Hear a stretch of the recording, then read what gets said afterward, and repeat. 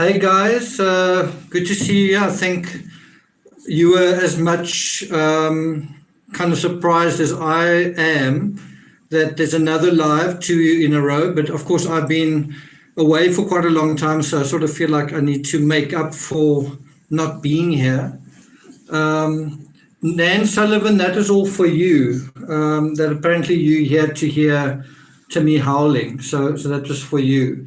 Laura Swarenko, I know that you've lost someone close to you. I also know that you have been following the Everest disaster, so good to see you here.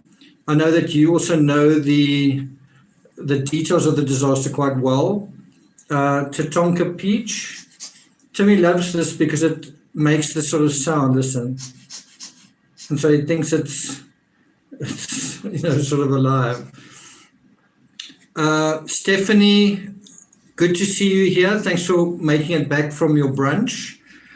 Heather West, good to see you as well. Jean Karras, JC, hello everyone from Boulder. Can't wait to see Timmy. Jean, I really feel like we need to talk to you about Boulder and Colorado and get your take on everything that's going on there. We should maybe do a Zoom call or something. Sageti Norna, salutations. Fragaria Veska, Estonia. Wow.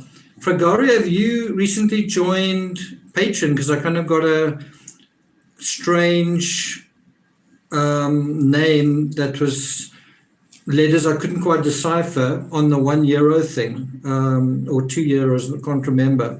But it was someone definitely from a Russian-like country. Was that you or someone else? Marty, hi from freezing Newfoundland. You know, it's cold here. I wouldn't say it's freezing, but it is pretty cold. Colleen Sulik.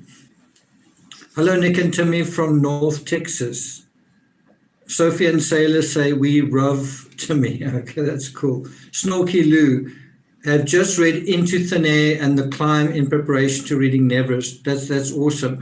So Snorky, there may be some things I say here that you can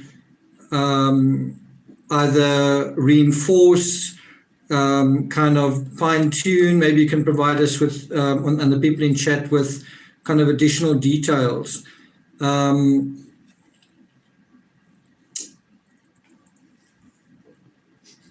Stephanie's also read quite a lot of the books. She's definitely gone in sort of the deep end into the Everest disaster.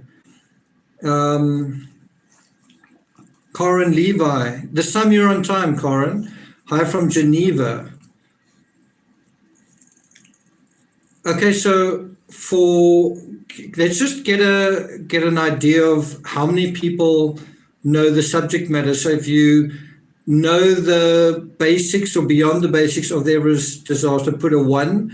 If you don't know about it, put a 2. And if you're totally unfamiliar with it, put a 3. Let's just see how many people there are. Okay, 1, 1, 1, 1 so far, that's good. So far, 1s, there we go. So I don't need to explain to you sort of what this is all about. I see a 3 from Marty. So Marty's you're completely unaware of kind of what's going on. Timmy, I'm going to put you down. So I think the best way to explain this to Marty, you're kind of in the minority here. See, there's not even a 2. Is to, without boring everybody else, is to just say the following, right? So in 1996, there were a lot of people going to Everest, but there were in particular 2 expeditions that were basically in competition with one another. There was kind of an American expedition called Mountain Madness, who was basically led by Scott Fisher, and most of his clients were American.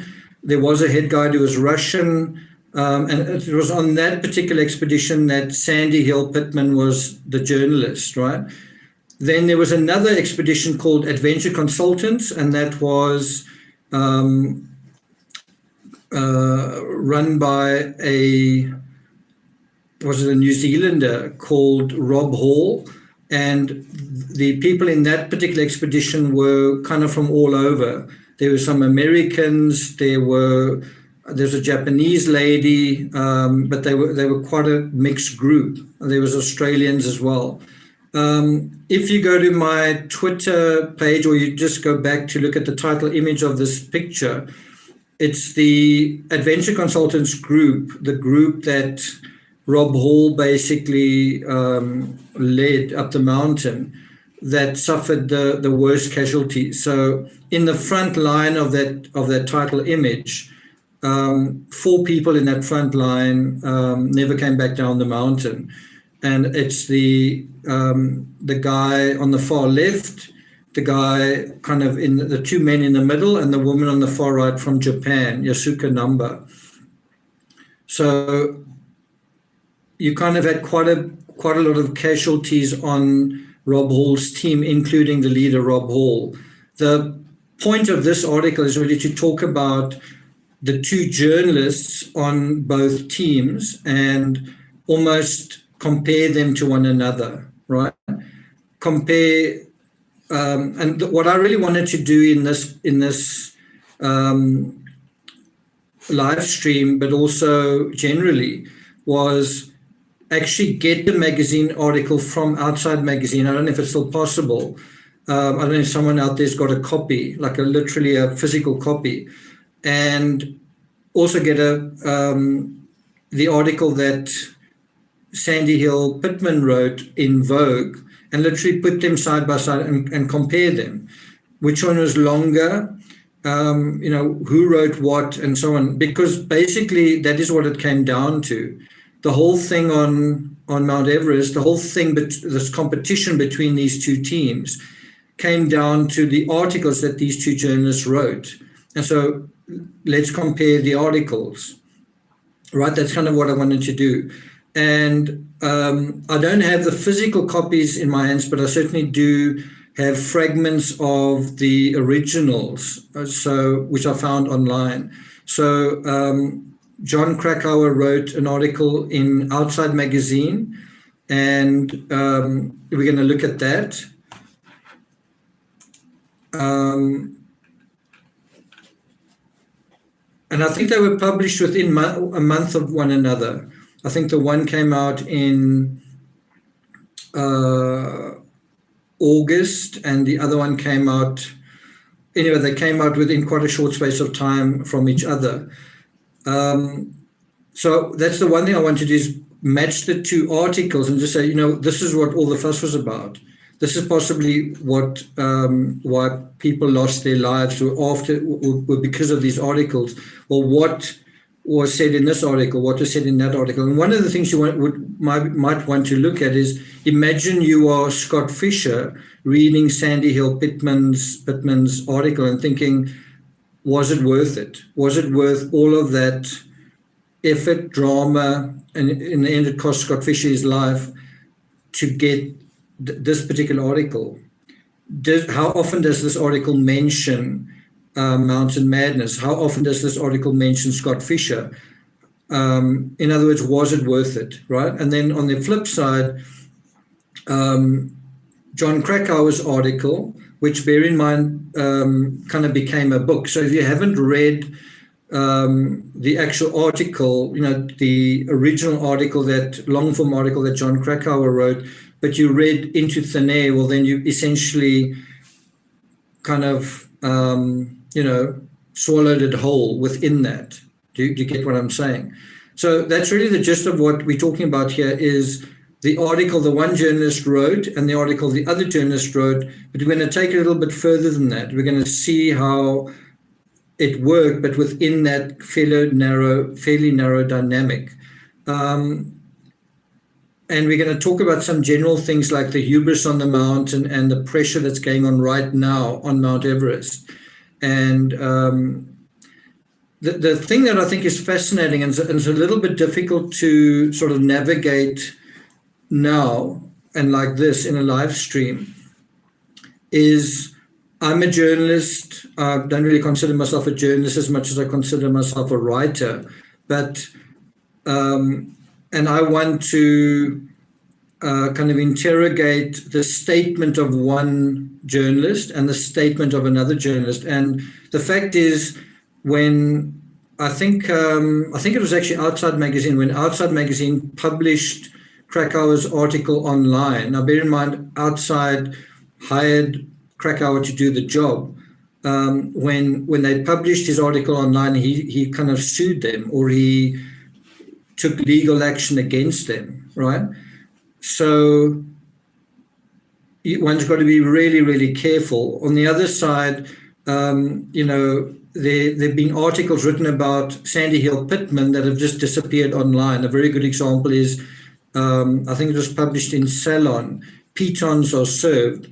That was an article quite critical of Sandy Hill Pittman. That's if you go onto Salon's website, you won't be able to find it. And the same applies to if you try and just bring up Sandy Hill's article in Vogue, it's behind a paywall, and I don't know whether I missed something, but I wasn't really able to access it. Following the instructions, I wasn't really able to access it, although there are certain images where you can sort of see the article, but it's quite small, quite difficult to read. I'm just saying, if you think about it in a global sense, these journalists climbed the mountain, and it led to this world famous tragedy. And yet, this thing that it all boils down to, these articles, they're not very easy to kind of get hold of, right? Do you follow what I'm saying? But as I said, it's not impossible to get hold of it, and you do get kind of a gist of what's going on. I'm just saying it's a little bit difficult for me to, having access to these articles, I can't really read them out here. They'll probably flag me for something. But it kind of is quite important that one does that yourself if you can.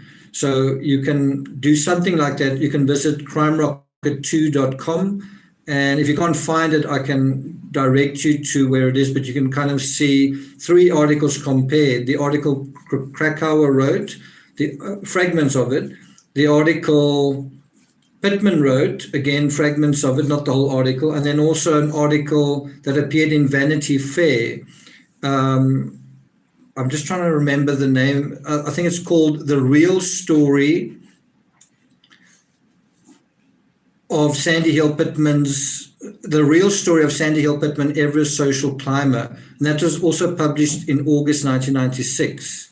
Sorry, hang on, August 1996. Sorry, I'm not actually sure when this was published because it's giving 2 dates. Gives a date as September 2015. I'm a little bit confused. Let me just see if I can see it here on the actual article. Yeah, it's difficult to say. That's why I say you really need the original article. In any event, it's called Snowblind Ambition. And I presume this appeared in Vanity Fair in 2015, essentially, what is it, around about 20 years after the disaster, right? And so this targeted Sandy Hill Pittman, this particular article, and we're going to touch on some elements of that article. So what we really want to do is match the Krakauer article to the Pittman article to a third perspective. Okay, Timmy, come. Sorry, Timmy's been sort of hyperactive all day, and he's still in his hyperactive stage. I think a lot of people thought, wow, it's so nice to see Timmy settle down and he's growing up, but he's still a very busy fellow. Linda, thank you, Nick. I love A Thinking Man. Your insights are excellent. Grateful for what you do. Linda from California. Thanks, Linda. Why the need to be challenged to get these articles? Good point. You would think that something that is so famous, if you think about true crime, you would think something that is so well known, so high profile, it would be all over the internet, and yet it's not. And bear in mind, you'd think that journalists if they were proud of their work, I've got to be careful what I say now, but if the journalists who went up the mountain did their job, there would be, these articles would be all over the internet. I'm not saying, what I mean by did their job is, if it was a conventional climb and everything had gone right and everything being equal, you would know about it. Bear in mind, there was also Sandy Hill Pittman had her own website at the time. At that time, the World Wide Web, the internet was quite novel, I guess, in a way, 1996. Bear in mind, it's like 25 years ago. And so having a blog or having a website was quite new. And then she was blogging for NBC. And yet if you try and find that NBC Everest thing that was going on, it's gone. It's wiped off the internet. And that's some people have said to me, it's ridiculous you comparing this to true crime.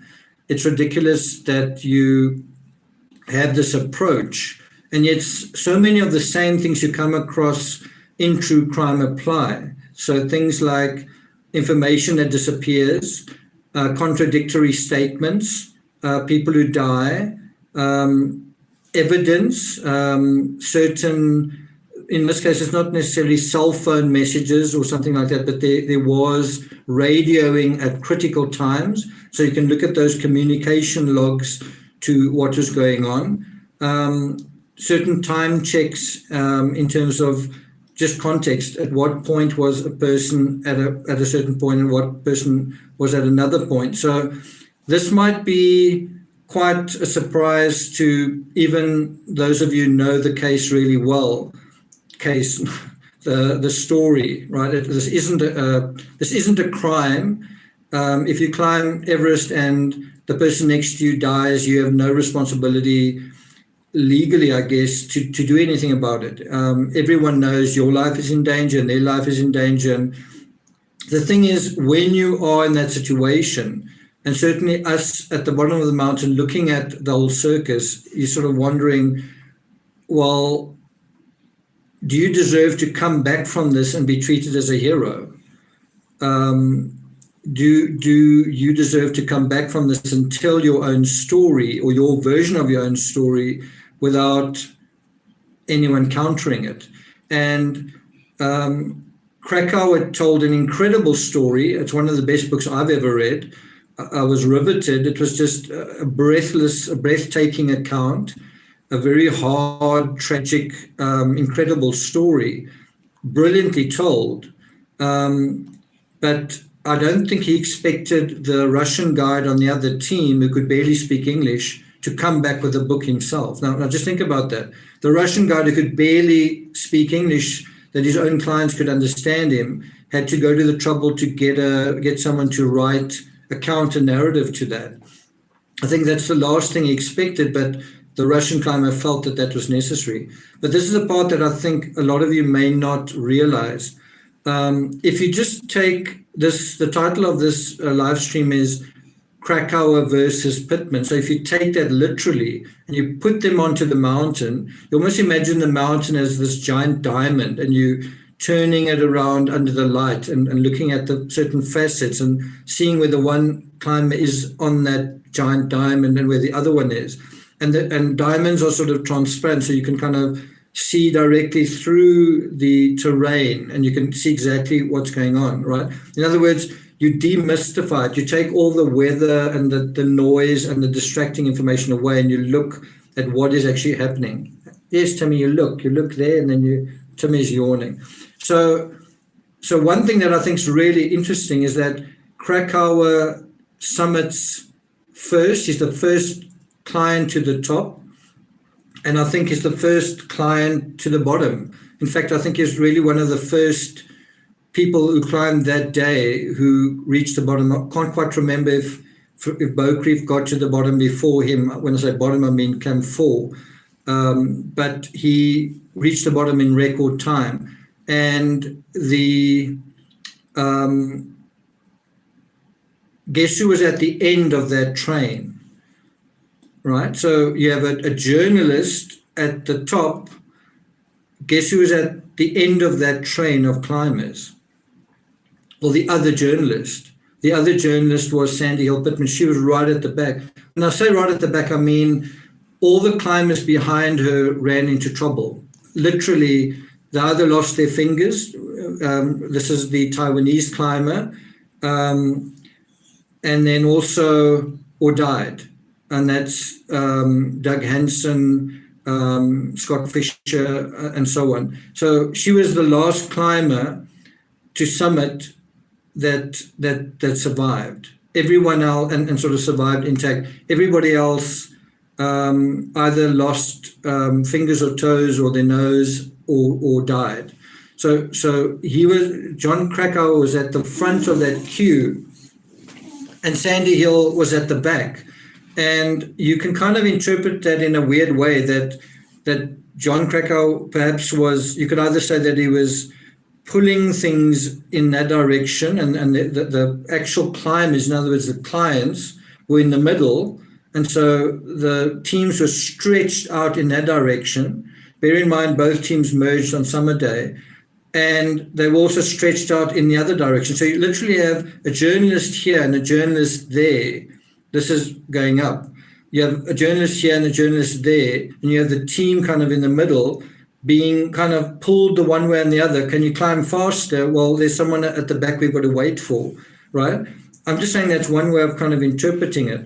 In the end, if you had to say, who cost the team in a way, I think you could say, well, the fact that Krakauer kind of got up and down and he was out the way was sort of helpful in the sense that nobody had to look after him.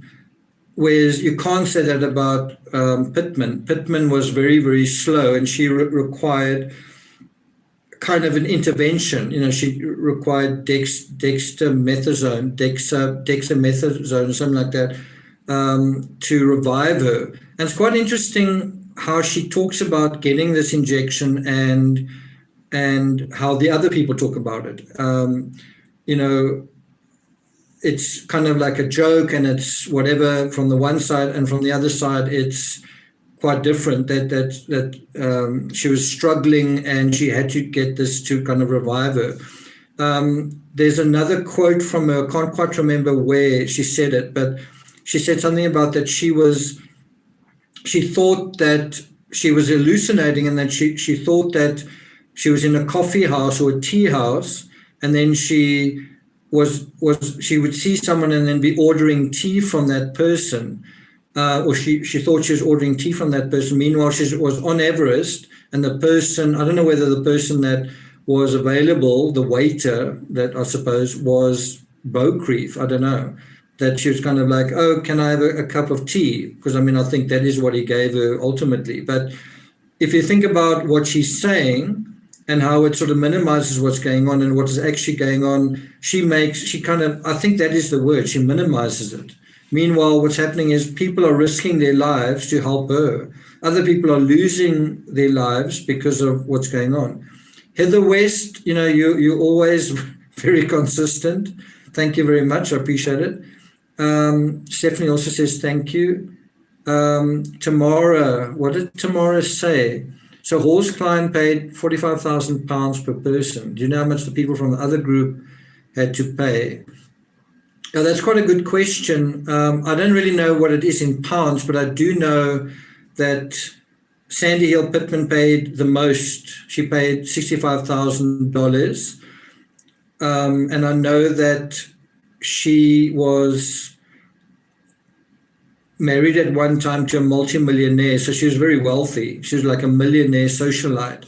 So she paid a lot and perhaps felt entitled to a certain kind of treatment. It's difficult to say.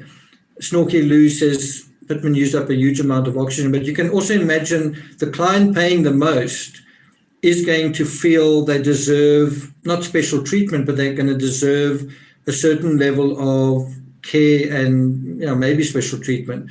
Whereas someone paying not a lot might not be like that. Then I think Dale Cruz paid the most on Mountain Madness. I think he also paid the full amount. So not everyone paid the full amount. But I think what is quite interesting is Sandy Hill Pittman, who paid the full amount, and Dale Cruz both cost both teams a lot in terms of resources to look after them. Dale Cruz also used up a lot of oxygen. Used up a lot of oxygen when summer day came. He was just like, well, no, I'm not going to do it. And if he'd just given up earlier, he could have saved quite a lot of oxygen and resources. Annie Thomas, hi Nick, I missed yesterday. Wow, what a treat. You're on today. Okay, well, I hope this is going to be interesting for you, Annie. Catherine Dow, I read an interview with John Krakauer where he said climbing Everest was the biggest regret of his life. He also acknowledged that him being there as a journalist may have contributed to the deaths. That's true. What I think is quite interesting is in quite a lot of documentaries, he's absent. He's also absent from the Everest movie in quite a significant way. If you watch the Everest movie and you look out for where is Krakauer, you sort of don't see much of him. And where you do see him, it's quite kind of controversial. And I'll touch on that in a moment. So if we just jump to the present and we say the hubris of 1996, and there was definitely hubris, is it present today? And what I can tell you is I came across an article, I think it's about a Tanzanian climber, saying, Tanzanian climber, first Tanzanian woman or something, I can't quite remember, but the first Tanzanian summit Everest. And then when you read through the article, it actually says she actually hasn't summited Everest yet. She's about to make her summit bid, and it's probably going to happen on the 20th, which is 4 days from now. So now, can you imagine that was you? Can you imagine you climbing a mountain and the headlines back home have already said you've climbed the mountain, you've summited the mountain. You haven't done it yet. You're on the mountain, and some people are saying that summit window is already passed, right? There's also talk that there's a cyclone circling in the area, plus there's the COVID threat. Gigi Jardine, yes, I said I might be online, here I am, okay. Stephanie, you're right, Charlotte Fox had the shot and gave it to Pittman. I can never quite pronounce it, dexamethasone or dexa, she just called it Dex, I think.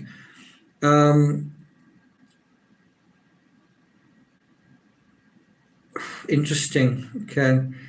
Stephanie, just keep an eye on that cherry person that's there, okay? We're not even talking about Chris Watts here.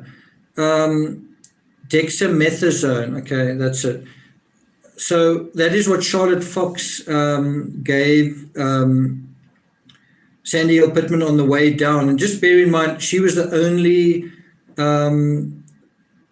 only climber, as far as I know, that received that.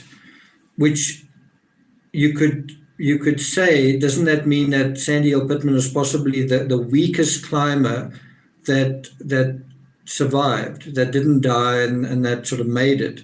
The other thing is that Sandy Hill Pittman was the only climber that was short rope to the top. And what I think is quite ironic and quite tragically ironic is the head guide that short roped her isn't here to tell the tale, because he died, I think, the following season, or I'm not sure if it was 97 or just later in that season in a separate thing, but we can't really talk to him, so we stuck with Pittman's version in a way, although it's been countered by certain other climbers, including Krakauer. But by the same token, Beaucrief died the following year, and so we stuck with Krakauer's version because although we've got the book, The Climb, we kind of stuck with Krakauer's version. We don't have someone actively kind of standing up for themselves in terms of interviews and appearing in documentaries and all that kind of thing. So what I want to say, especially to those of you who know the story really well, like Stephanie, who's recently read all about it, is if you want to understand how the hubris comes into it, the presence of the journalists dialed it up, right? So the hubris was there anyway, just like it's there today. And one could actually make the argument that hubris is actually quite a good thing. It's beneficial to our species. That's why we're here today. That's also why we're here in such strength today, because of our hubris, that we fought for things that should have been impossible, that we aggressively pursued what was in our mind's eye. And that is why we a successful species. And also why some people are more successful than others, because of hubris, right? So I don't want to run down hubris, but when Annie, you do. I don't want to run it down, but there's hubris, and then there's hubris that is totally over the top. And that is what the 1996 Everest tragedy really shows you, is hubris that is kind of healthy and kind of affirming, and what could even say heroic. And then there's hubris that is just nasty and toxic and ugly and horrible and deceitful and narcissistic. So hubris is something that can be healthy and good, but it can also be horrible and deadly. It's just so important to bear that in mind, right? But the way that I think it manifests, it's quite a complicated story when you get into it. There's so many characters. But again, if you look at this mountain like a diamond, and if you want to impose this whole idea of hubris, a very good way to think about it is, so the journalists on board dialed up this hubris, but it dialed it up in particular on the leader of the one expedition and the leader of the other expedition, right? Let me say that again. So hubris is a factor here, and as I say, don't think of hubris as something that's just bad. There are aspects to it. So, for example, an Olympic athlete believing he can get a gold medal, is that hubris? Or what if he does get the gold medal, right? What if there are two Olympic athletes and the margin between them is so razor thin that it's going to come down to the hubris of the one versus the hubris of the other. So in other words, the one absolutely firmly believing he can get the gold, and the other one absolutely firmly believing, but just with a little bit of modesty, maybe anything can happen, and so the other one gets it. Just that little moment of hesitation somewhere. You often see this in swimming events where it comes down to a thousandth of a second or a hundredth of a second. And I've been in that situation. I've won a race where our times were exactly the same, right? It was a provincial event, and we hit the wall at the same time. And you could say it was hubris. I took the whole year off to train for that. But the point that I want to make here is that I think the hubris that occurred here specifically occurred in the two leaders of the expedition, which I say with compassion and sympathy. I don't say it sort of accusing them or blaming them or being nasty, just that the fact that Scott Fisher lost his life and the fact that Rob Hall lost his life, I think had a lot to do with the fact that there were two journalists. I think if there's one journalist, maybe one of them would have lost their lives. If there were no journalists, I don't know if anyone would have lost their life that day. And I think how you can understand it in a gut way is if you look at how this whole flippin' thing started. And how it started was really from Scott Fisher. Scott Fisher was thinking, you know what, a lot of people are going up the mountains, it's becoming a commercial enterprise. I'm gonna take things a little bit further. And so it was Scott Fisher who reached out. I don't know if he reached out to Krakauer or to Outside Magazine. I'm not quite sure how it worked, but Scott Fisher kind of made a deal, made the original deal, and John Krakauer was going to be on Mountain Madness, right? And that was the original thing. John Krakauer was going to be on Mountain Madness, and then that was going to be it. And then this was the critical thing that happened. Outside Magazine, the magazine went to a rival, a competitor, Rob Hall, Adventure Consultants, and said, can you beat Scott Fisher's price? And they did. And so that is what created this. So if you think, I don't understand how there's competition between these two teams. Well, think about Outside Magazine. Outside Magazine's kind of going, they want one of our guys on their team. So let's use that competition to get a lower price for our journalists. So can you see how they were using that competitiveness to their advantage? And they Outside Magazine really benefited. They benefited because they got their journalist in the middle of the story of kind of the center, basically the biggest mountaineering story, I guess, in mountaineering history. They had their journalist embedded in that. And so that journalist has become world famous. His books have been made into movies and documentaries. And Outside Magazine, I think, did very well as a result of that. But how about the climbers? So if you want to point a finger of blame, if you want to say, you know what, whose fault, what's the seed of the problem here? Do you think it could have been Outside Magazine to begin with? Right? Just think about that. If Outside Magazine hadn't just put Krakauer on another team, think about it, I guess, in this way. What if Krakauer had stayed on the Mountain Madness team, Scott Fisher's team? He's a strong climber.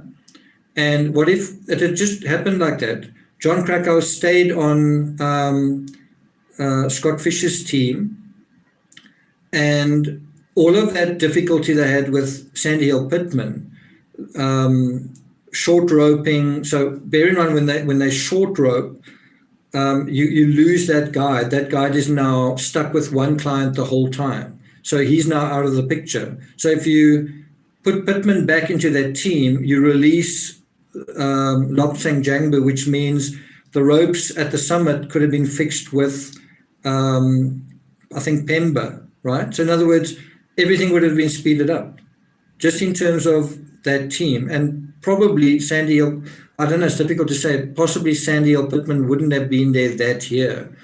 It's possible that she would have, just with a different team. That's also a kind of another argument. Stephanie says the Sherpas didn't communicate very well and did not fully prepare the ropes for the climbers. Blame on many accounts. But Stephanie, if you think about it, if Lobsang, who was the Siddar, if he was released from his work at the bottom, he was supposed to be working with Pemba, and if he was working with Pemba, if he was at the head of the group, then that part would have. Remember that when the climbers got to kind of above the Hillary step, that sort of area, they were kind of stuck. They just had to stop, and because it was like, well, why are the ropes not fixed? And so I think it took an hour to fix the ropes, and I think Anatoly Bokriv participated in that, if I'm not mistaken. Now, just think if Lobsang instead had been at the top of the mountain. Bear in mind also, the crazy part was, although John Krakauer was put on Rob Hall's team, he was actually climbing at the same rate, at the same level as Anatoly Bokriv. They were sort of climbing at the same sort of rate as one another. And if you rate Bokriv as this incredible climber, just think about the fact that John Krakauer was basically climbing at the same level. Bear in mind, Krakauer with oxygen and Bokriv without, and Bokriv wasn't climbing as fast as he could, but still two of the strongest climbers on the mountain, right? And so it just stings quite a lot that when he came back down the mountain, a lot of criticism Krakauer gave was to Anatoly Bokriv, when Krakauer himself was climbing, at the same sort of pace as the Russian. And I know what the criticism is. Yeah, but John Krakauer wasn't a guide. It wasn't his job to do that. No, that's true. but he also wasn't a client in the conventional sense. He was there to write a story, and so you could also say, did he have some additional responsibility? And you could say, no, he didn't. You could also say that to Sandy L. Pittman, did she have any responsibility in terms of how she treated others and how much resources she used? Because no, she didn't. But we are talking about Everest, and we're talking about a mountain that requires a team to climb. You need people working together. I don't think you can ever, and Edmund Hillary would be the first person to admit this, I don't think you could ever say, Edmund Hillary would ever say, I got to the top, I summited Everest, me, I did it. He would sort of do it with Tenzing Norgay. And if I'm right about this, the photo of the first man on Mount Everest officially, I'm not convinced it is Edmund Hillary, but just for the sake of this story, the summit photo of the first man on Everest is actually not Edmund Hillary. That guy that you see holding the thing, Edmund Hillary took the photo of Tenzing Norgay, right? So that's quite a humble gesture, wouldn't you say? It's the same thing, the first man on the moon. The picture we all see of the first man on the moon is actually Buzz Aldrin. It's Neil Armstrong taking a photo of Buzz Aldrin. You kind of think, what the hell was Buzz Aldrin doing? Shouldn't he have taken a photo for posterity of Neil Armstrong?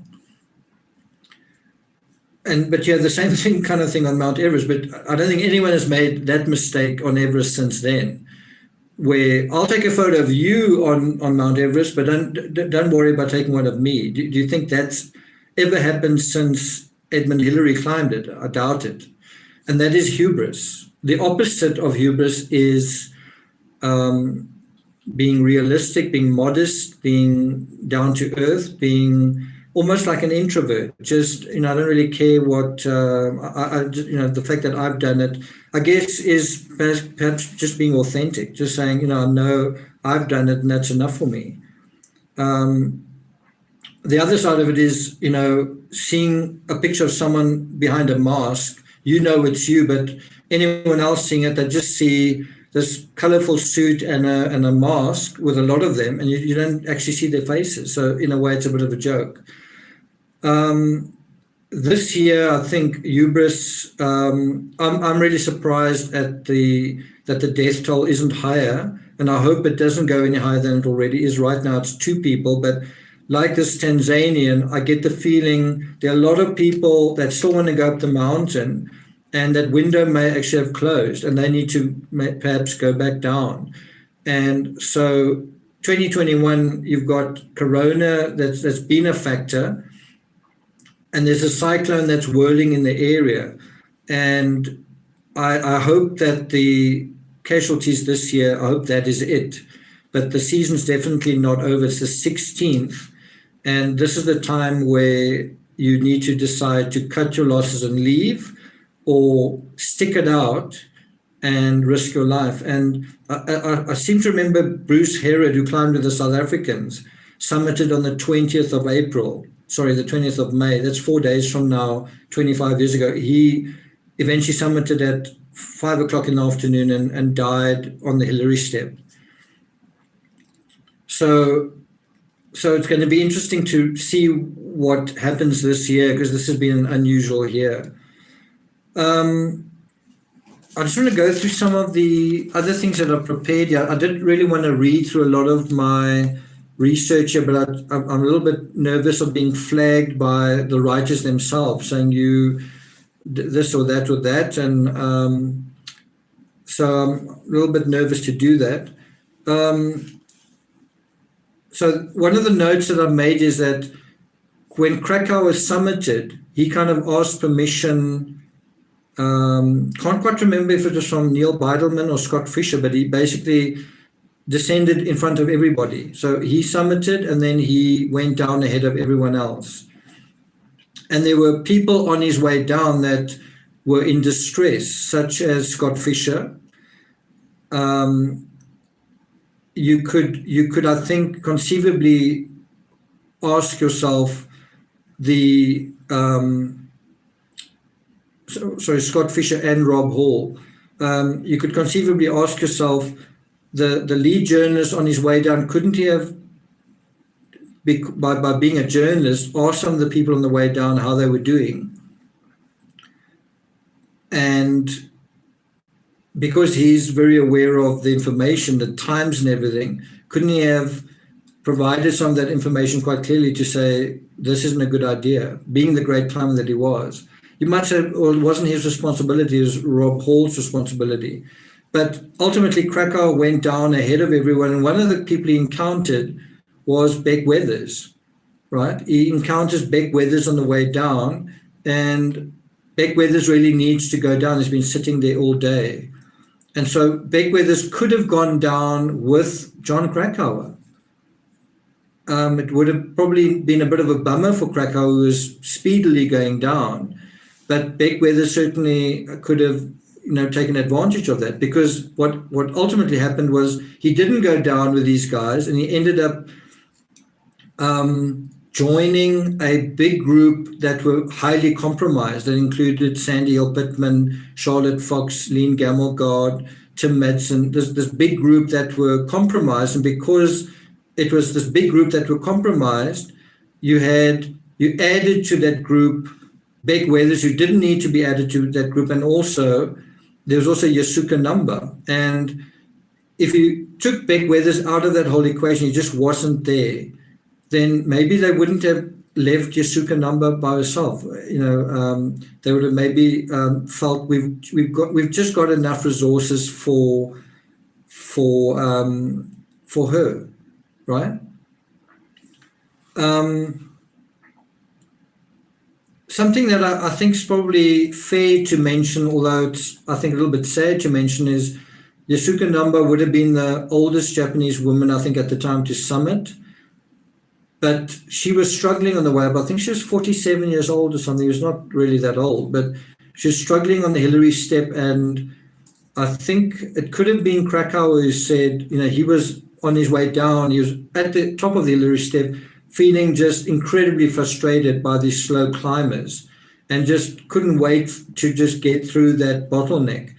And I think it was him that said, yes, the group with the Dallas doctor, the Dallas, I think he's a pathologist, Dr. Beck Weathers.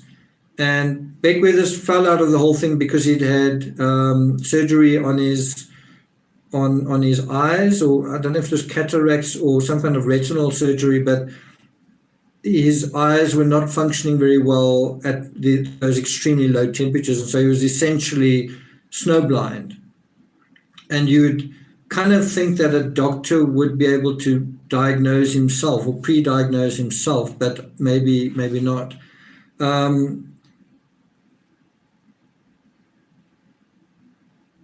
So apparently someone had to push Yasuka Number. I don't know if it was Tim Madsen or Charlotte Fox. I seem to remember it being Tim Madsen, but someone had to push her so that she could kind of get over a section of the Hillary step, which makes you think she was struggling as well and possibly also needed to turn back. Also, if you climb Everest and somebody does that, pushes you up, can you say, well, I did it? You might say technically this or that, but a situation where you're trying to climb Everest and you get to a point and you actually cannot physically go further. You just can't get over this hurdle, and someone pushes you up. What do you think of that? I've kind of been in that situation in my mind when I've done, for example, half Ironmans or Ironman races. I've done 2, and I've finished 1. But these guys are thinking I'm an Ironman, but they're drafting behind another guy. And so just in my mind, I sort of feel, because there's no drafting race, don't draft, because if you draft, you've just taken that thing away from you. But there's some people who do, right? So we've been talking here about Krakauer versus Pittman. I know we strain from the subject every now and then because it is quite a complicated thing, but I think something that might be quite controversial. I can't actually remember the movie, this part in the movie, and I can't remember what was said about it. But what I remember reading about it was that there was a scene apparently in the movie where Beaucrief, this is now dramatizing the huddle and the events after they'd summited, long after they'd summited at night, where he's now got to try and find them. So he kind of, I think Neil Beidelman came in, and I think he was with Martin Adams. So Martin Adams took quite a long time to come through. And then, anyway, what happened was Beaucrief was alerted, there are climbers out there, you need to go and help them. And then he went out there, but he couldn't find them. And I think he went out 3 times ultimately, but there's a scene apparently in the Everest movie where Beaucrief goes to Krakauer's tent and says something like, can you help me help basically your teammates? You know, Yasuka Namba was Krakauer's teammate. And she was out there. And so the way it's dramatized, I don't want to put words into anyone's mouth, but as far as I know, they dramatized it as he wanted to sleep or something, or he was sleeping, right? And I think Krakauer took great exception at this, and I think he wasn't a fan of the movie, and kind of made a statement just saying, if you want the true version of what happened, read Into Thin Air.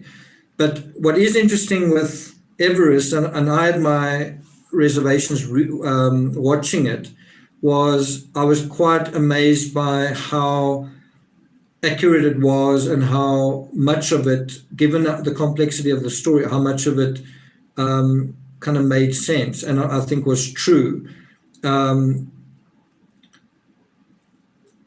the director actually made it quite explicit that he sort of rejected Krakauer's version. He basically said, this movie is not really based on Into Thin Air. It's kind of based on Left for Dead, the book by Beck Weathers, and it's kind of based on, I think, The Climb, but it wasn't really based on Krakauer's account. And I think the reason he said that was particularly the part where Krakauer admits he made this mistake, where he mistook Andy Harris for someone else, where he thought he was talking to someone and it was somebody else, and that person ultimately died.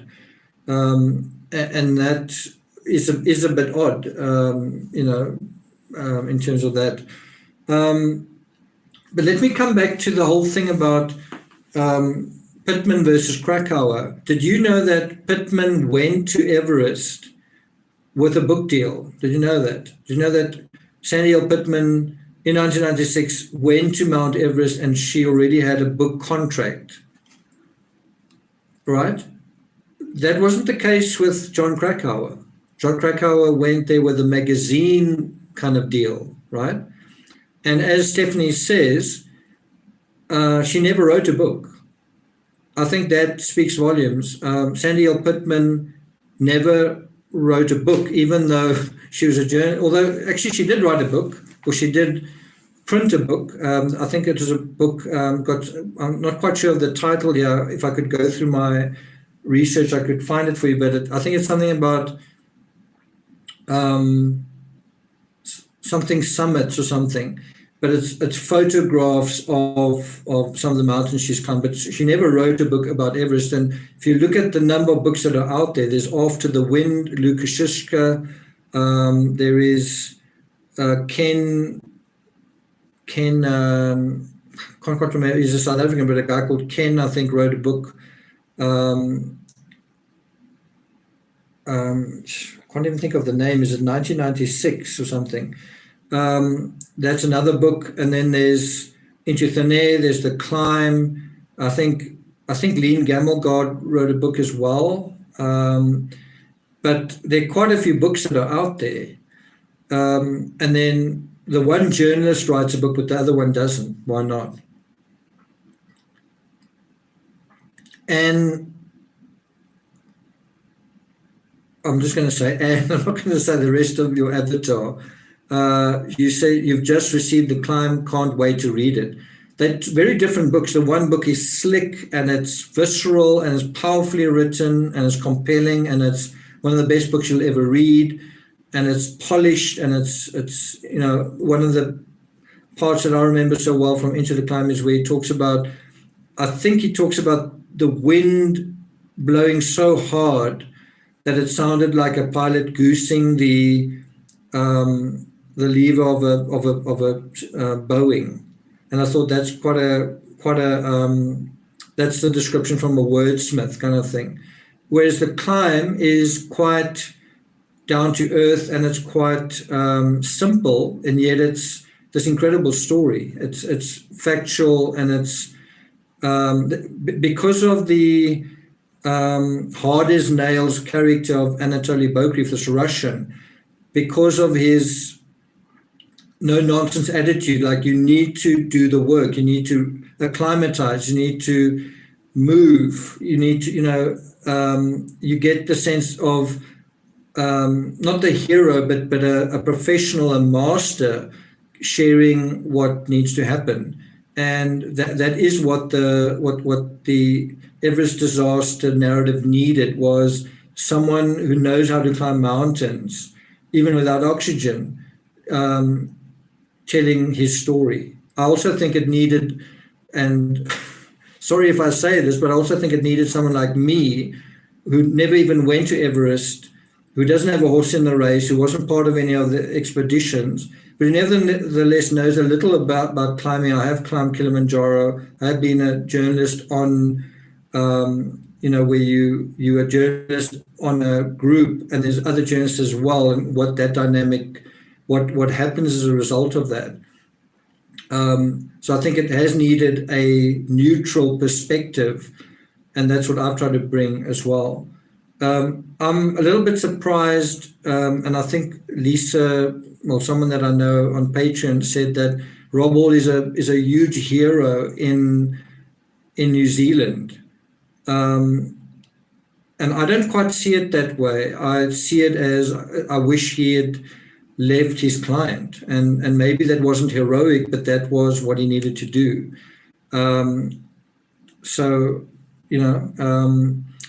I wonder, Scott Fisher, a hero in America.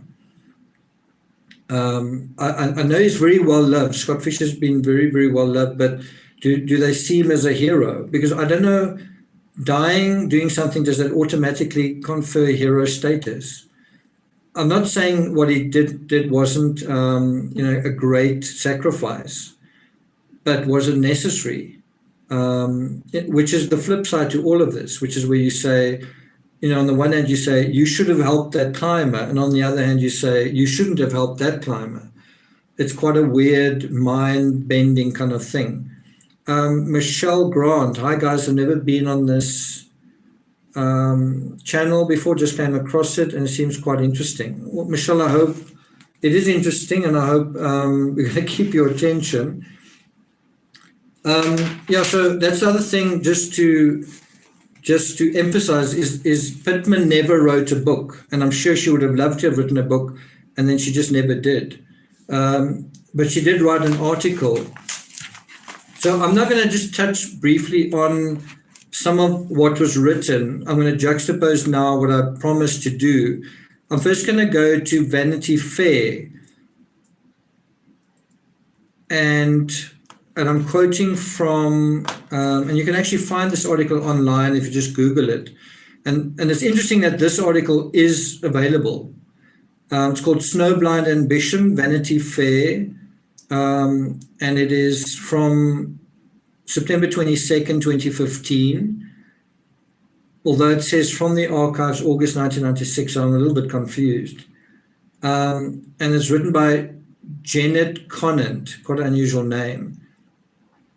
And it's titled Snowblind Ambition, and you sort of see on the one side of, let me just show you. Can you see that? I don't know if, let me just pull this out so I can see. So you sort of see Sandy Hill on the one side, dressed in quite interesting clothing, and then you see her looking over Everest, or a picture of Everest, and that's how it's kind of juxtaposed, right?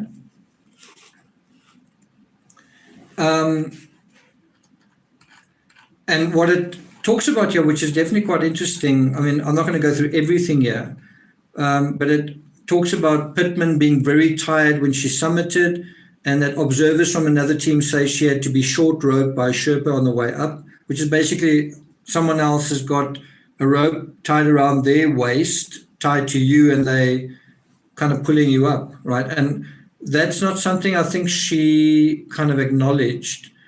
So, I climbed the mountain, and then the guy that short roped her, Lobsang Jangbu, does he get mentioned? So think about it just in a basic sense. We need a journalist to write about adventure consultants, right? And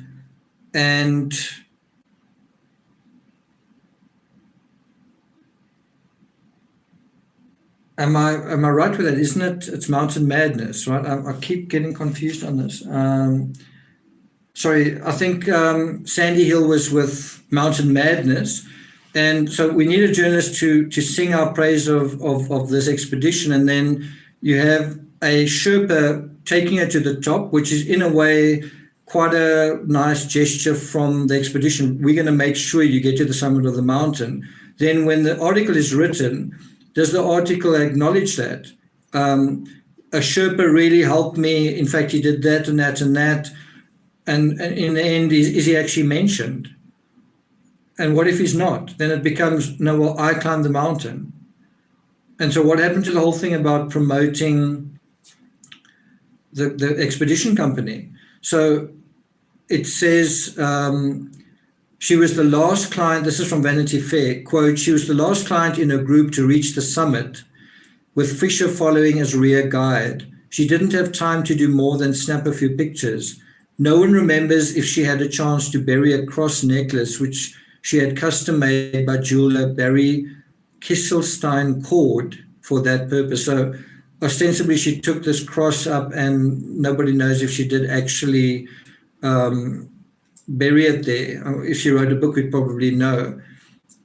And then it mentions that, and this is what I mentioned earlier in the live stream, again from Vanity Fair, it says it was fortunate that she got down so quickly because the next 4 people, and this is not including the Sherpas, just 50 minutes behind her, all ran into trouble. So you had Makalu Go, a Taiwanese climber. I think he lost like all of his fingers and some of his toes and part of his nose. He was actually stuck with Scott Fisher, trying to stay alive. He was sort of dancing, but he wasn't sick. Scott Fisher was actually sick. And he survived, but at great cost to himself. I think the other thing to mention is Makalu Gore was delivered from, they say in the article, from death's door in one of the highest helicopter rescues ever. And that's again a quote from Vanity Fair. So the one guy behind Pittman basically had horrible things happen to him. He lost a lot of fingers and he needed to be rescued in a big way. And so you can really imagine that Pittman was kind of put on a train, and that train was different people. At certain times it was one person helping her, then it was another one, then it was another one. So you could say Lobsang Jangbu got her to the top. I think Lobsang broke off from that afterwards by helping, I'm just trying to think, Scott Fisher, I think, and stayed with Scott Fisher. And so when Lobsang was out of the equation for Sandy Hill, then it was Beidelman that was helping her, and also Charlotte Fox and Tim Madsen, and to some extent Lean Gamelgard. And then when they were in the huddle, well, then it was to some extent Neil Beidelman, and then ultimately Anatoly Bokriv. Now, one thing that I think is really important to say here is, at what point does Sandy Hill Pittman's article about herself climbing the mountain start? And you know where it starts is if I'm correct, I might be looking at the article incorrectly, but if I'm right in looking at the article, I think it's called Cliffhanger from Vogue magazine. It starts off with her talking about, well, let me just go to it.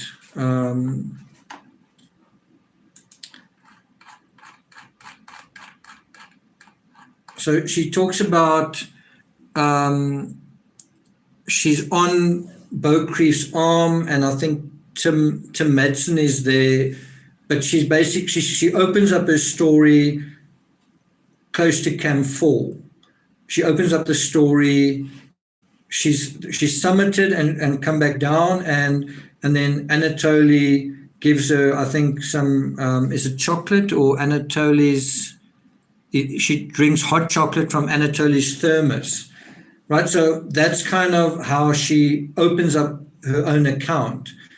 And then she talks about she just survived a bivouac, essentially in the death zone kind of thing. So she actually cuts out that whole thing, the whole part about being short rope to the top. I'm talking about in the opening, and at the back end, what was kind of going on. And it's sort of like, well, I've climbed the mountain, we survived the night, and then getting to the tent. If you think about it in a logical way, if you wrote about Mount Everest, just hypothetically, and it's probably not a fair thing to even say, but if you think of it in a hypothetical way, how would you tell the story?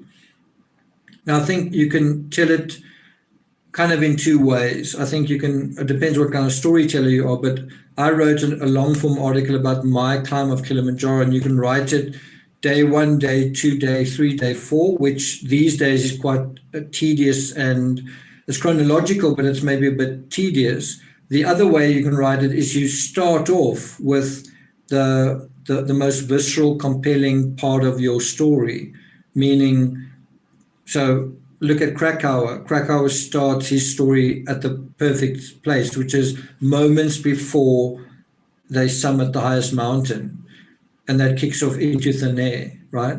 But just think about how different they are. The one journalist is saying, it's this triumphant thing. We took a few steps, and he talks about Beaucrief, I think, doing a masterful job fixing the ropes, and then they reach the summit, and that's how he opens up into thin air, right? It's this heroic, giddy, windy,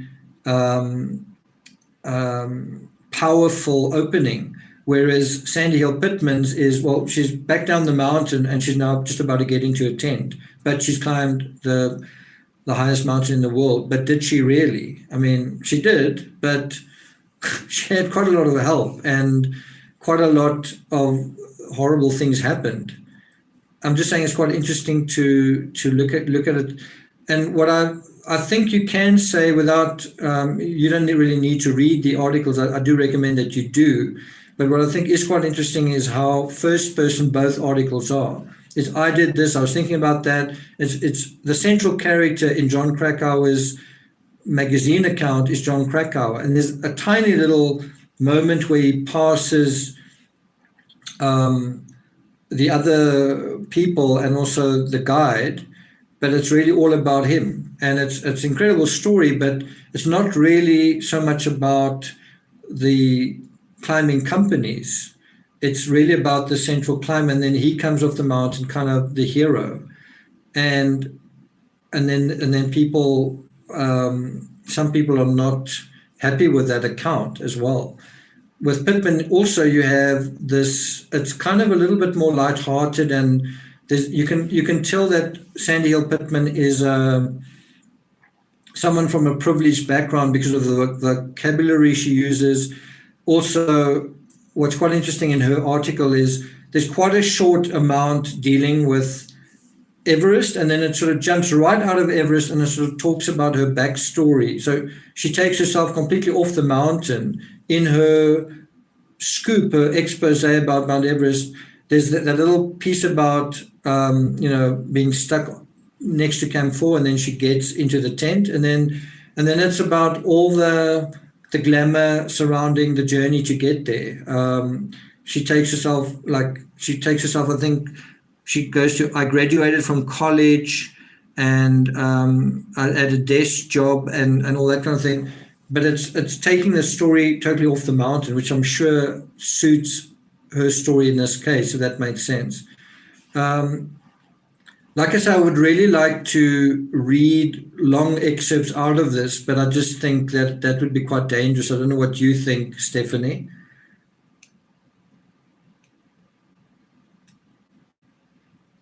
Snorky Lou says, I think being beautiful and famous always gets you special treatment.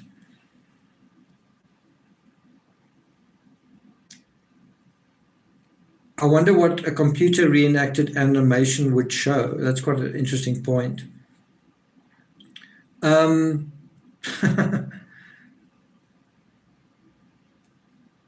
you take that comment about, I think being beautiful and famous gets you special treatment, and you look at the two characters that were left for dead, Beck Weathers and Yasuko Number. Yasuko Number was sort of, couldn't really speak English. And the part that I find, and Beck Weathers, I don't know whether everyone got along so well with Beck Weathers. I'm not quite sure. I kind of get the feeling that he was, I'm just trying to find the word that Krakauer actually uses. I think he refers to him here somewhere as, is it pugnacious, or I've got the article in front of me. Let's just see if I can. Oh, so now he refers to Martin Adams as a pugnacious Texan.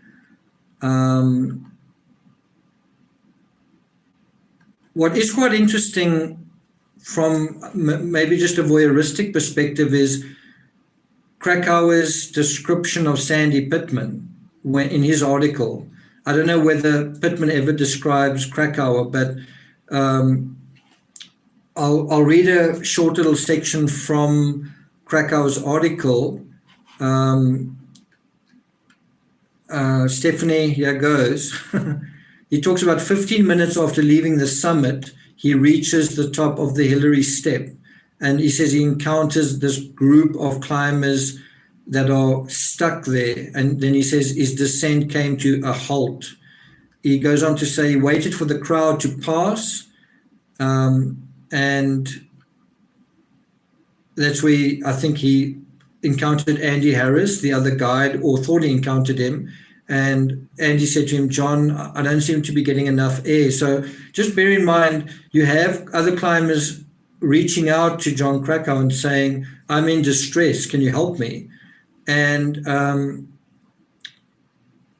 so apparently he did. He finds what he describes as a fist-sized chunk of drool that had blocked the airway, and I think the gas masks or the oxygen systems today are much better than they were then.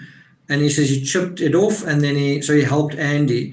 But what I think is also interesting is that's one of the few things John Krakauer did that we know of, where he helped a fellow climber, right, compared to all the other climbers. And then according to John, now, of course, Andy's not here to tell us any different, but apparently Krakauer asked Andy to turn his regulator so that less oxygen would come out of it, and apparently Andy did the opposite and turned it so that more oxygen would come out, with the result being that Krakauer basically said, look, I've used up all my oxygen, I don't have any left, so I have to go down, I have to descend very quickly, right?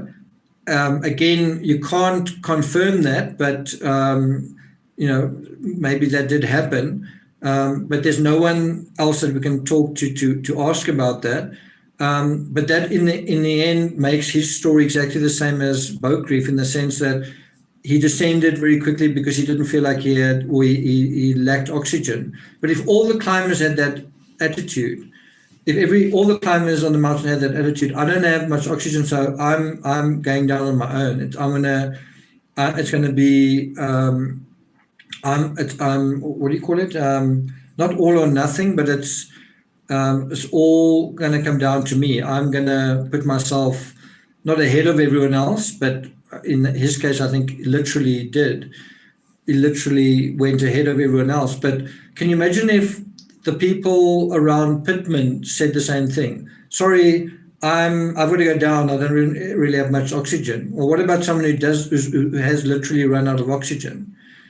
And so there's a strong climber and a weak climber. Does a strong climber have a responsibility to a weaker climber? And you can say no. You can say no.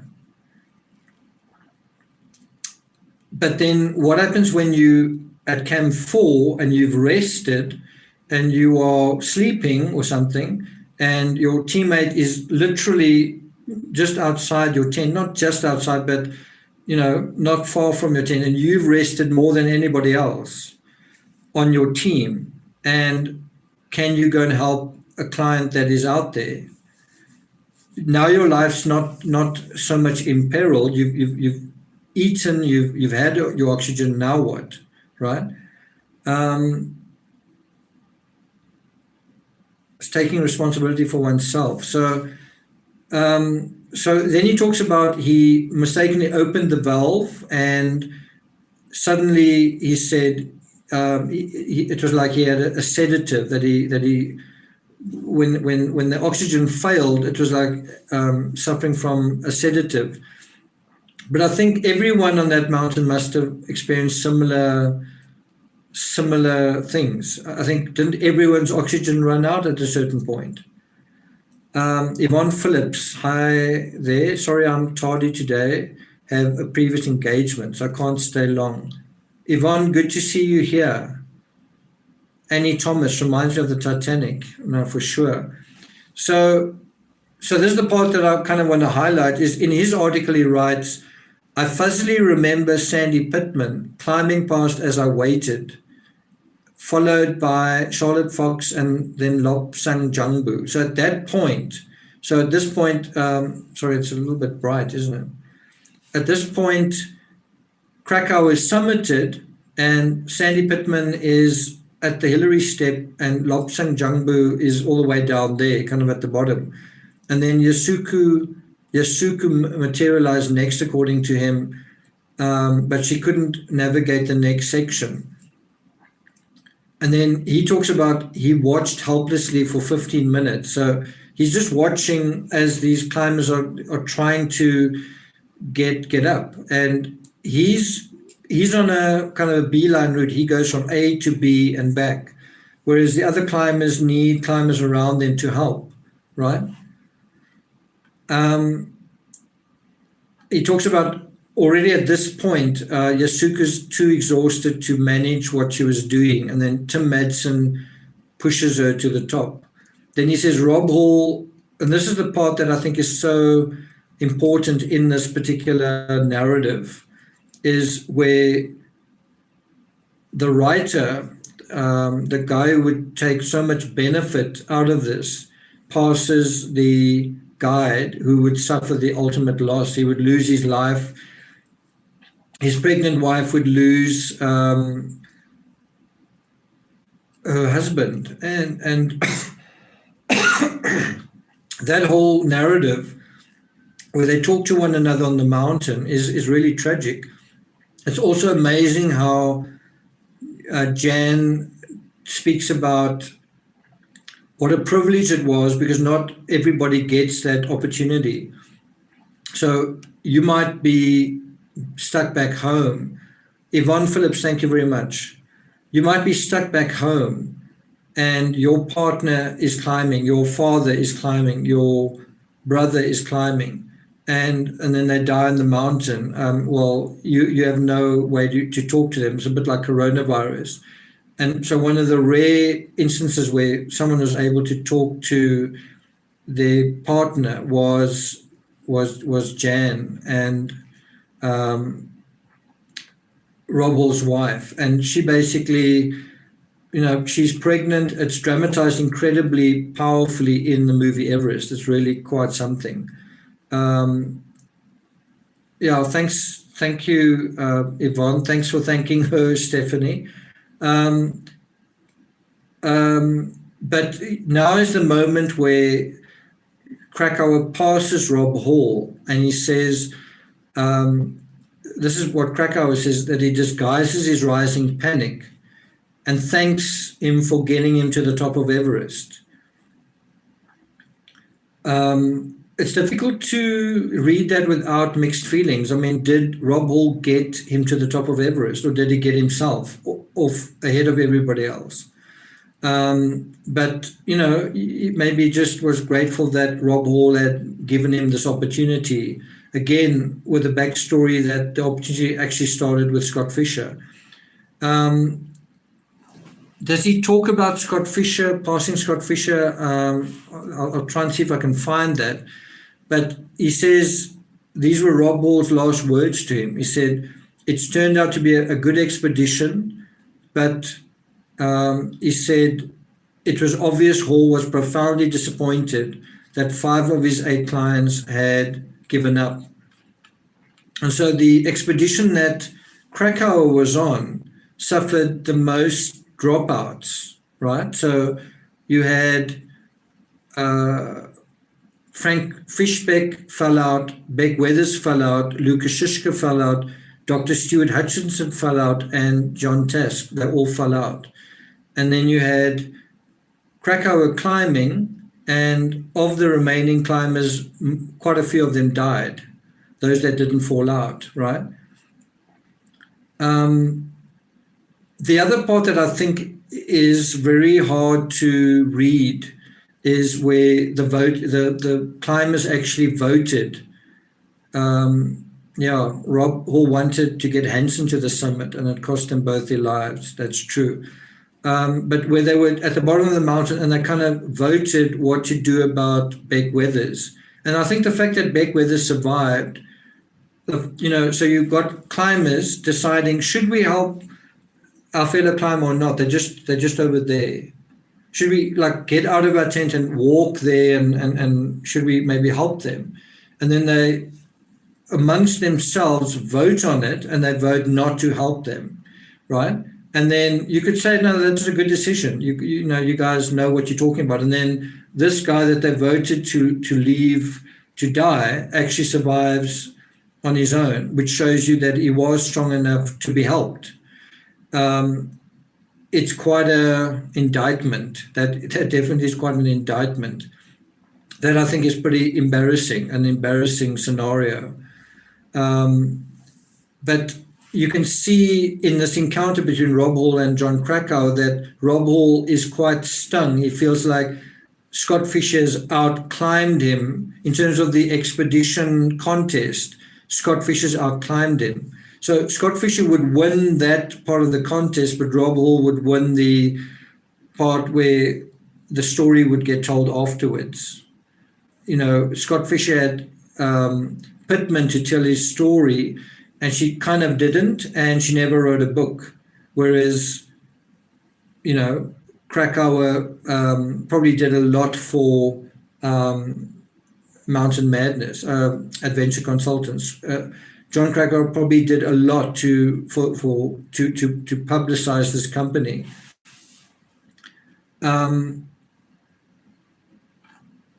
So 5 of his 8 clients had given up. That's not a good record for Rob Hall.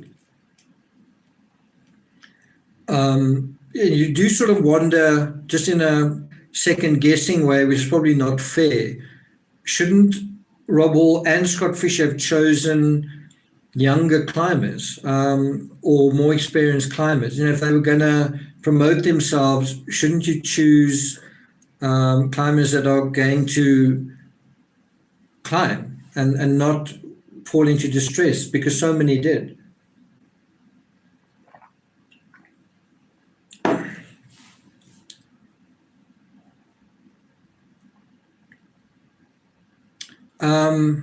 Just wondering whether I must read too much more of Krakauer's article.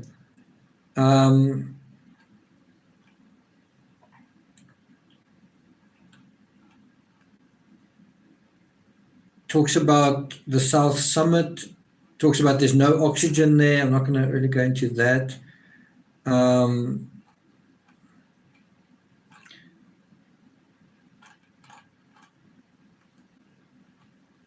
So just something that he does say, which I think is to his credit, I can't imagine Sandy Hill saying this. So again, let's come back to the title of this video, Krakauer versus Pittman.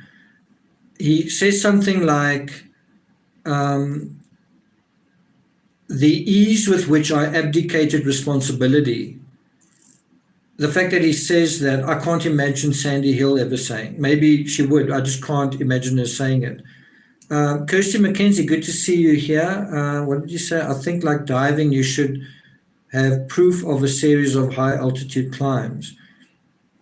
The crazy thing is, Sandy Hill Pittman, this was her third visit to Everest, so she'd been there twice before.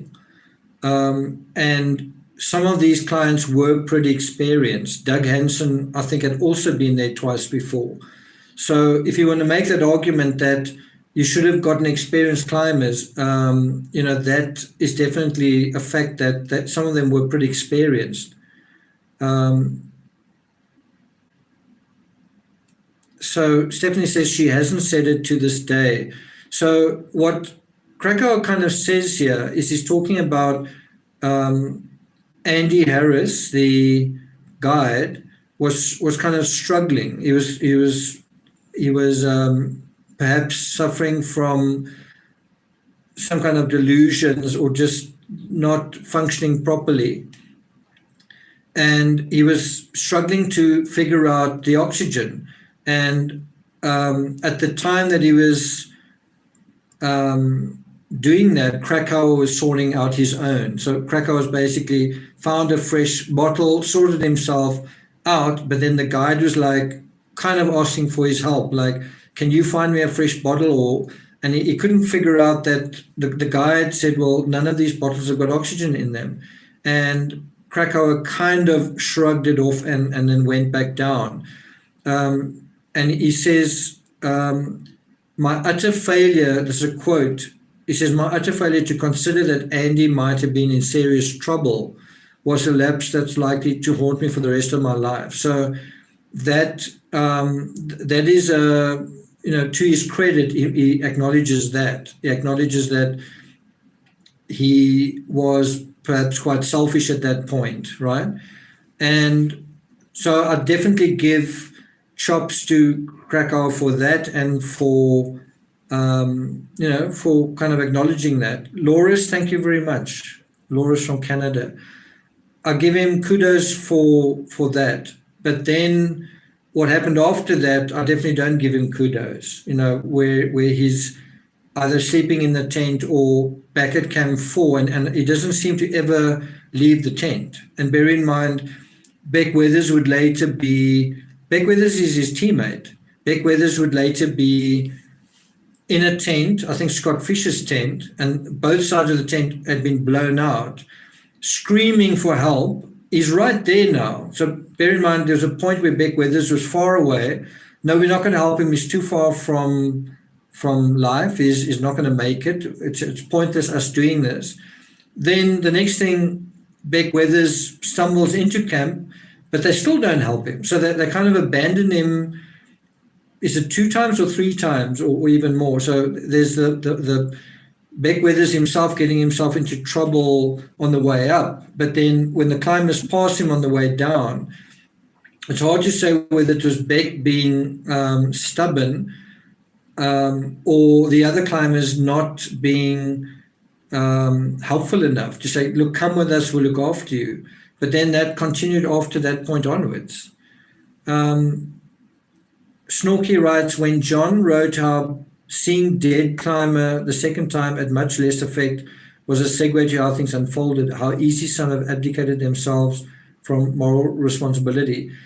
Someone said, I think it could have been Krakauer, said that he saw a climber in the tent. I could be wrong about who saw this, but someone saw a climber in Scott Fisher's tent, and the sleeping bag had sort of frumped over his face, and they assumed that he was dead. I don't know if that climber was identified, but someone spoke about this. And the fact that you wouldn't just go into the tent and look who it was, you know. So Snorky says, I admire the part when Anatoly repeatedly took away oxygen from Sherpas sleeping in it and went into the storm to continue his rescue effort. So the only guy who was really doing something that mattered then was Anatoly Bokreev. He was going out into the storm, coming back. There were other guys that were praying and that were just sitting there. Now, it's easy for us to say, you know, just go out. It's not just stepping out your door. It is extremely cold. It's the death zone. But couldn't they have done something like bang pots and pans, shine lights? I don't know, just do a bit more than what they did. Form a human chain or something like that.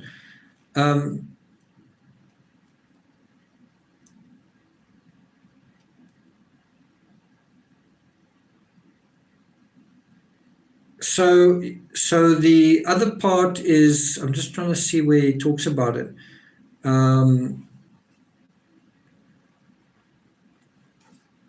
So this is the part where John Krakauer talks about coming across Beck Weathers. He says, and as far as I know, this is from the article, it's not from the book, but I presume it's transplanted similarly in the book. He says something about at 4:45, he reached the balcony on the southeast ridge, and he says he'd watched the sunrise there with Ang Dorje. He said he was shocked to encounter Beck Weathers. So he encounters Beck Weathers, who'd been waiting there all flippin' day, right? Beck Weathers had just, so you do get the sense that Beck was actually blind, but how could a blind guy find his way back to the tents as well? I think that's also a weird thing in the story, is Beck Weathers apparently too blind to climb to the summit, but he's able to actually navigate himself, unaided by anybody, to the actual tents. And so he says Beck was standing alone in the snow, shivering violently. Was he standing alone? And he said he'd assumed that he descended to camp 4 hours earlier. And so now you have a one-on-one encounter between John Krakauer and Beck Weathers, his teammate. And again, at this point, John Krakauer is very strong. He's already experienced that his one guide is struggling, and that is Andy Harris. And the other guide, or the leader, is totally out of the picture because he's helping someone else. But a long way behind him, right? I don't really have any more from the article over here on Beck Weathers, so sorry about that. I don't think I'm going to take it too much further. I could read to you from Sandy Hill's article, but I think instead of doing that, I'm just going to go into the real story of Sandy Hill. I'm just going to go for another 5 minutes or so. So she talks about, the author, the writer in the Vanity Fair article talks about seeing Fox standing over a friend waving a hypodermic needle. Pittman was on her stomach and Fox had just given her a shot of dexamethasone, unzipping the back corner of Pittman's suit and jabbing the needle into her buttocks. And it says here that this drug is usually administered only as a last resort, but Pittman had asked for it. She was completely exhausted. Now, you do get the sense that there's no way Pittman would have made it up or down that mountain if a lot of people didn't help her. Now, when you read the article that she wrote, does it come across as if all these people helped her? Does it come across as if she climbed the mountain and it's kind of quite kind of a self-promoting story? Does she talk about herself helping other climbers? Does she talk about abdicating responsibility?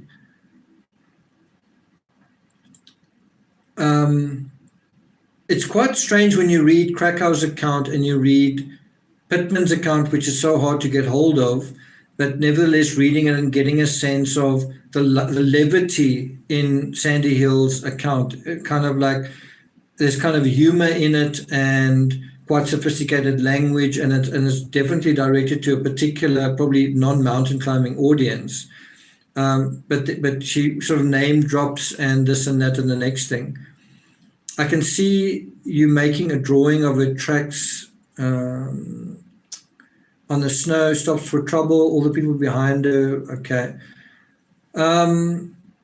Yes, it's all about her. And, you know, this was 1996, and think about how the journey Narcissism has taken since 1996. This is before really social media. And I don't know whether people looking at the 1996 disaster, I don't know, Stephanie, you can probably respond to this, see the narcissism and how it can actually cost another person their lives, and how to some people it might look completely normal today, but it's not. It's very selfish, very conceited, very self-indulgent, right? And yet, if you take that into today, it almost feels normal. And I find that particularly scary. I find it particularly scary for sure. I actually came across a creator today who compared me to another creator and was criticizing me for my comments on narcissism. And apparently because I'd said something like, and obviously I was simplifying using a generic example, just saying on Instagram, there's some people who every single photo of themselves is a photo of themselves in a bikini. Now that's my, that's part of what I see on Instagram home. Sometimes they're pictures of animals and sometimes they're pictures of, I think, cyclists or something like that, but there are quite a few women in bikinis, right? And this woman took kind of exception to me mentioning this, but you know, I don't see a lot of men taking selfies of themselves. That doesn't mean men aren't narcissistic. I'm simply saying what I see from my experience on social media. Probably if you're a woman, maybe you see something like that. I don't know. But my point was that's an example of everyday narcissism, which is totally normalized, absolutely normalized. And one of the things that has changed on Everest, and you can see it to some extent, something I do every year, it's something I wanted to do this year, but I find it a bit of a difficult topic in a couple of different ways to talk about. It's also, I'm not so sure you guys are interested in it, but something I wanted to do, I might still do an episode on it. Just let me know in the comments if you want me to do it. But is every year you kind of have a hashtag Everest, this year's 2021, or hashtag Everest 2020, whichever year it is. And on those hashtags, you can kind of see people social mediating their Everest climb. And your life is kind of in danger while this is happening, right? So you can do a certain amount of selfies on Everest, but there's a point where you need to not be doing that. You need to be eating and concentrating and breathing. And if you just take it to the logical conclusion, all of these crowds going up Mount Everest, all of them doing the social media thing. This is me singing my praises on Everest, right?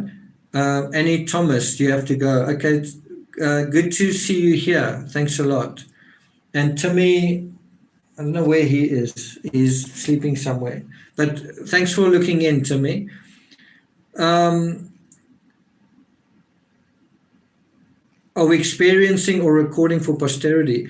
So I just wonder, what's going to happen in the future history of Everest with factors like climate change and hubris and social media. I just wonder what impact that's going to have. On the other hand, you've got much better equipment measuring the weather and all of that kind of thing. And I'm going to just end off reading from this Vanity Fair article. I really recommend you read the whole article yourself on your own time. It's something that you should really take 10 minutes and read the article from end to end. But this will give you just a little glimpse of what was going on in this disaster in terms of Sandy Hill Pittman. Now, bear in mind, John Krakauer just went up and down and he was done. He climbed the mountain well and let's say professionally, right? And he says, the writer here from Vanity Fair says, they turned her oxygen flow rate to high, and so it felt like a jolt of adrenaline to her. The Danish climber had to give up her oxygen to give to Pittman, which is a little bit like giving up your life. I mean, it's not literally giving up your life, but up there, oxygen is like almost like a blood transfusion. It's like literally giving that up to another person. And what literally happening is the transaction is going, you benefiting them at your expense. So literally you had Lean Gamelgard from another expedition giving up her oxygen for Sandy Hill Pittman. Sorry, so I'm wrong about that. They were, Lean Gamelgard and Sandy Hill were on the same expedition. Sorry about that. So she gives up her oxygen, and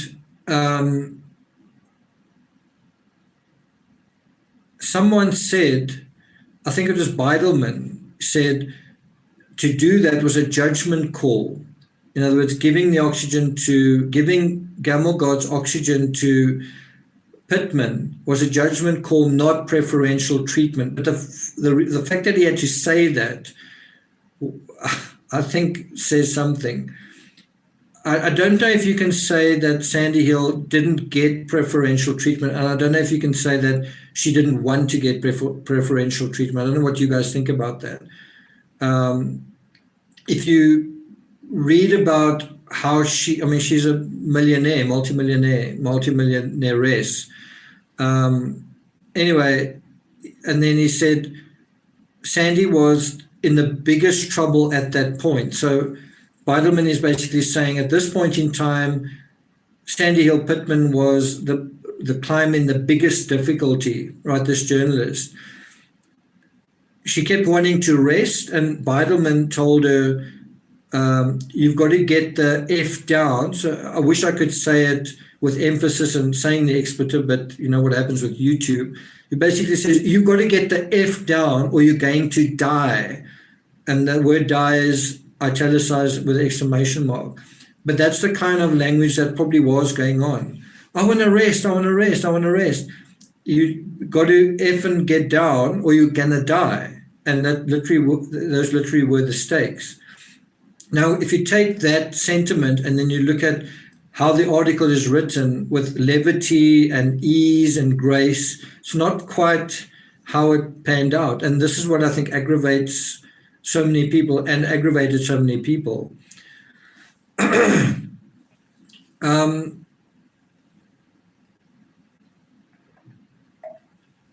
This is also in the Vanity Fair article. Beidelman grabbing Pittman by her harness, clipped himself to the rope and slid down the fixed lines, pulling her after him. So in the same way that Pittman was short roped up, it basically dragged up the mountain, you kind of get the feeling that she was dragged down the mountain as well. Snorky says, if teams had enough oxygen for 2 attempts, they would not have ended up in the traffic jam, in the death zone. They knew it was a bad situation, but they felt trapped and still went, plus the Taiwanese, yeah. Snorky, what I would really like to know is exactly how much oxygen was up there, because I kind of feel like it was the leader's responsibility in this area. And I feel like there wasn't enough oxygen. That's the feeling I get.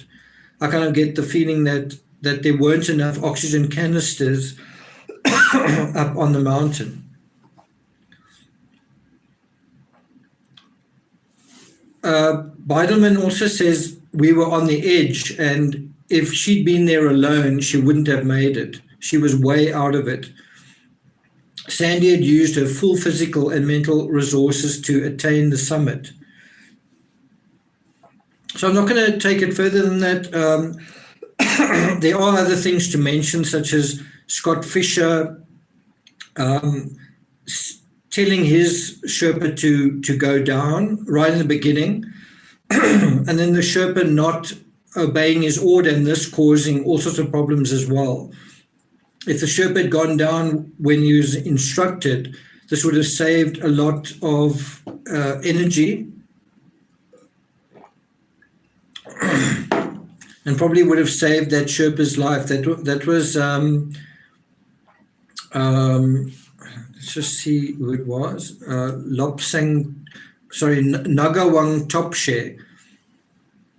And so in the case of Nagawang Topshare, he had a critical ill Sherpa on his hands. And then what happened with Topshare was that also caused a big mess where the Sherpas had to look after him, and then his own clients had to take him down. And they wouldn't have had to take him as far down if Nagawang himself hadn't climbed further up, right? I think I'm about done. This wasn't quite as short and sweet and concise as I meant to do it, but I hope I've shared some aspects that have been worth hearing from your perspective. Stephanie? The leaders weren't leading. What is interesting with the leaders is they were literally behind their climbers, instead of kind of in the middle of them or at the head. Thanks, Stephanie. Stephanie, any questions, comments from your side?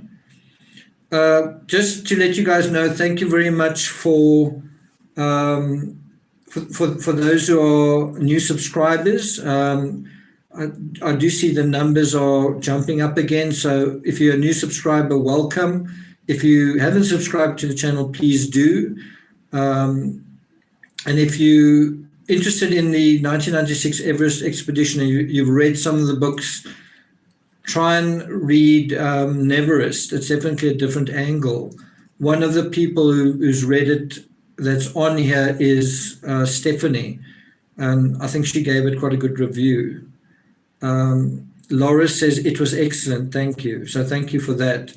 Nan, thanks for being here. Beverly Lawyer, later, very interesting. Thanks. Stephanie says, someone was wondering if you know how many climbers had tried previous attempts. Okay, so I know Hansen had previously attempted. I know Sandy Hill had. I'm not quite sure about Yasuka number, but I wouldn't be surprised if she had. But she had done she was doing the 7 summits thing, so she'd done quite a few 8,000 footers. I think is it Pete Schooning? Pete Schooning, I know there's a Pete and a Clev. Pete Schooning, someone's phoning me. Pete Schooning had previously climbed quite high, I think 8,000 meters, and I think he even climbed on K2. Just trying to think of some of the others. John Krakauer had climbed. He was a good technical climber, but didn't really have much high altitude experience.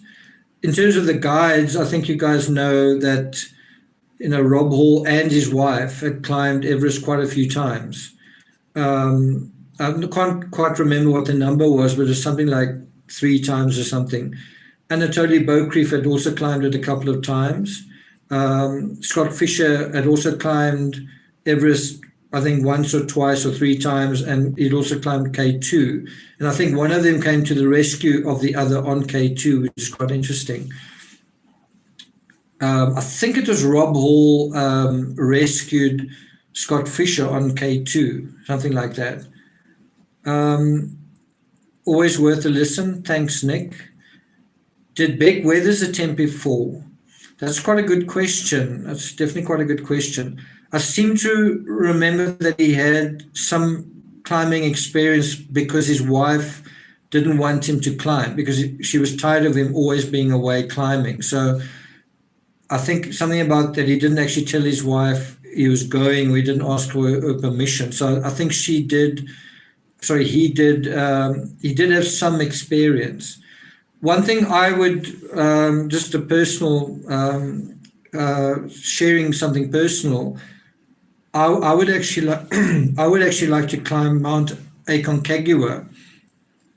I watched a documentary on it, excellent documentary, and Aconcagua would be the next natural peak for me to climb. And I'm just watching that documentary made me very mountain sick, I guess. So I'm actually very keen to do it.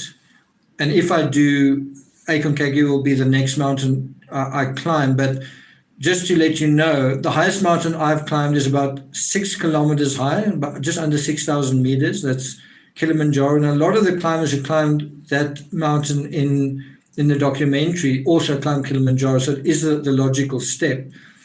But Kilimanjaro is just under 6 kilometers. Aconcagua is just under 7. And then Everest, I think, is just under 9, isn't it? Let me just make sure. Everest height.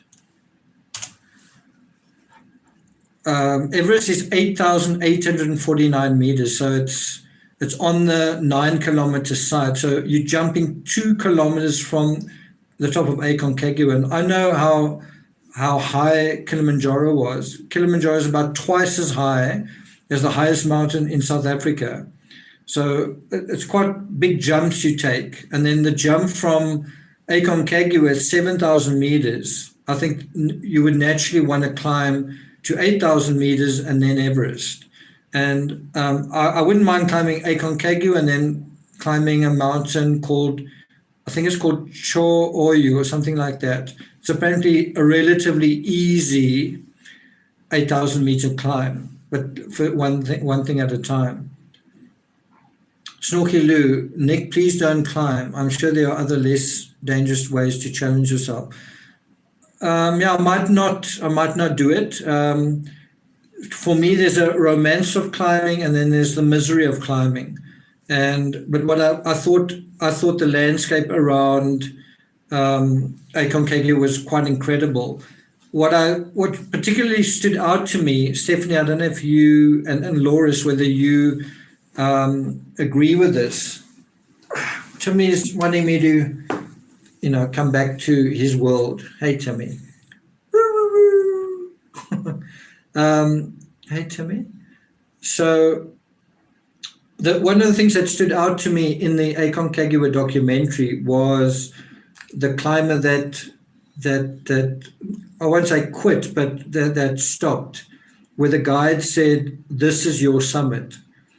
There's the summit, and then there's your personal summit. And I think that's quite a nice way of putting it. You're not giving up, you're not quitting, but you've reached your summit. This point here on the mountain is your summit. And I think he was one of the elderly climbers. And I thought that's not just a brilliant way of dealing with it in climbing, but I think it's something we need to, or that is good for non-climbers to think about in your personal life, to say, you know what, this is my summit.